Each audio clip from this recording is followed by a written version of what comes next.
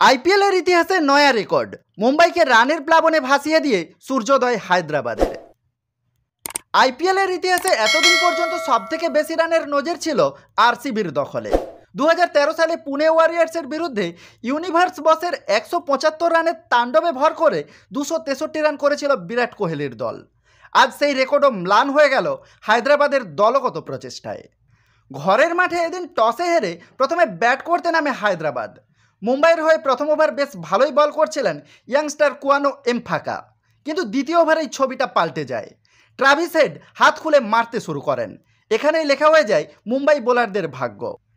হায়দ্রাবাদের ইতিহাসে দ্রুততম হাফ সেঞ্চুরি হাঁকিয়ে শেষ পর্যন্ত 24 বলে 62 রান করে ফেরেন তিনি। অবশ্য মিনিট কয়েকের মধ্যেই সেই রেকর্ড ভেঙে দেন অভিষেক শর্মা।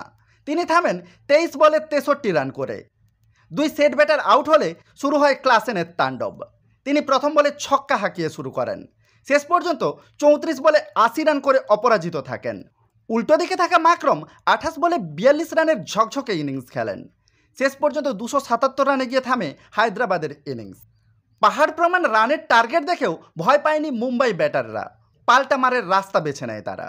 মুম্বাই জার্সিতে নিজের 200তম ম্যাচে 12 বলে 26 রান করেন রোহিত, 13 বলে 34 রান করেন ঈশানও। তবে দুজনেই ইনিংসকে দীর্ঘমেয়াদী করতে পারেনি। এরপর একা হাতে মুম্বাইয়ের ইনিংসকে টেনে নিয়ে যাওয়ার চেষ্টা করেন তিলক বর্মা। 34 বলে 64 রানের মারকুটে ইনিংস খেলেন তিনি। তবে হার্দিকের 20 বলে 24 রানের ইনিংসের বদান্যতায় ম্যাচ হায়দ্রাবাদের দিকে ঝুঁকে যায়।